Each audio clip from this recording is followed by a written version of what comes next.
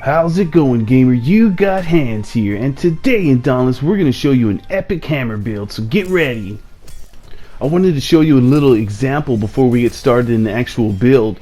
Just take a look at this. Look how awesome it is. You can solo almost everything. It's amazing. And remember, when you're soloing behemoths, they have less of a health pool, so it is a lot easier. A lot of people think it's much harder, but it's a lot easier. And with a build like this, it is very easy because they stay laying on the ground the entire time. One thing you must keep in mind is to chain your combos. Square, square, hold triangle, hold triangle. If you keep that up, the behemoth will be laying down the entire match.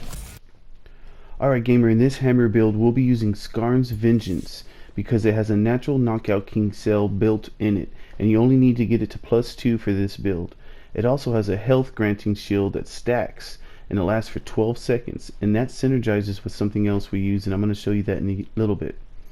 Don't forget to use Concussive Salvo because it interrupts the behemoths, and we're doing a staggered build, and it's extremely beneficial, as is Weighted Crown.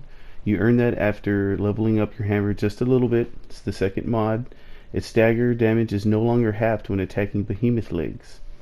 Next we'll be using a +3 overpower cell, increases our damage against staggered behemoths.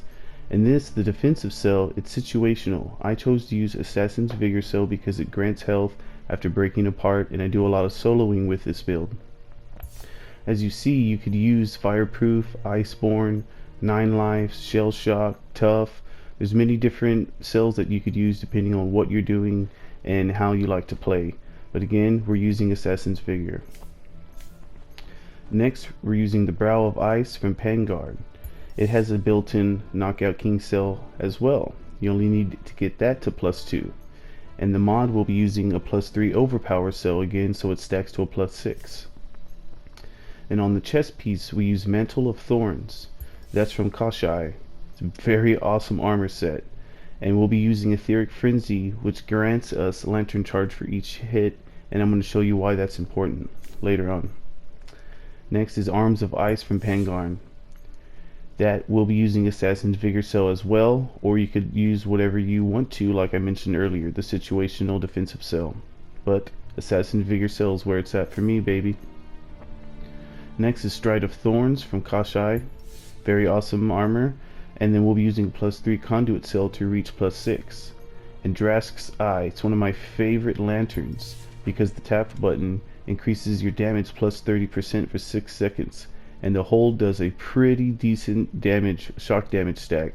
It's pretty nice. And that you're going to use a +3 conduit cell as well.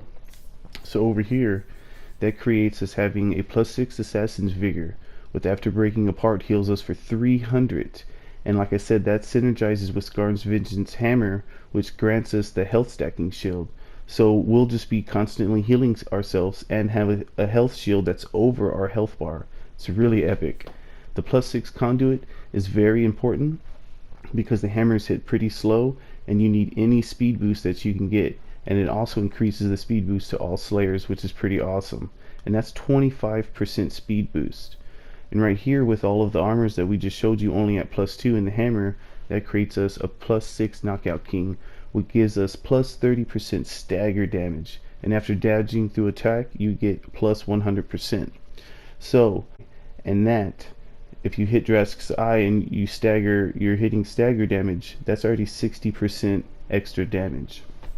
And right here, our +6 overpower, that's +70 damage versus staggered behemoths. So once the behemoth is staggered, the Drask's Eye is going to stack with overpowered to make 105% damage. But down here, with our +6 Predator, after not taking damage for 15 seconds, you deal +35% damage, and it's continuous until you get hit. With those three stacked, Overpowered, Predator, and Drask, if you use Drasks at the right time, you're doing +135% damage while the behemoth is staggered. And our build is built around staggering the behemoth and getting that extra damage, stagger damage, from Knockout King. So, you're going to be doing some pretty epic damage, not only stagger damage, and once he is staggered, you're going to be doing even more damage while he's on the ground. I'm referring to the behemoth. And then right here is +5 Lantern Charge hit that we need to boost our Drask's Eye so we can use the increased damage more often. And increase the chances that we can continue to use it for the increased speed for ourselves and the other slayers. So all in all, this is a pretty awesome stagger build. You can solo a lot of things. I also use these tonics here, Blitz tonic, which grants 10 to 30 increased attack speed. Well, depending on your health missing, so generally we'll be speaking about 10%. So if you add that with right here, the conduit, that's attack speed, and that's very significant for a hammer because they're so slow, but they're so powerful, and it's amazing. Also, don't forget your assault tonic. If you can acquire those, that's 40% increased stagger damage. So if you stack that with our Knockout King cells, that's 70 increased stagger damage. So y'all can just see how all of this is coming together and synergizing for one epic hammer build. I hope this video was helpful for you and you're able to make this build because it is super fun. Don't forget, if you found it valuable, definitely like and subscribe. This is Hans signing out.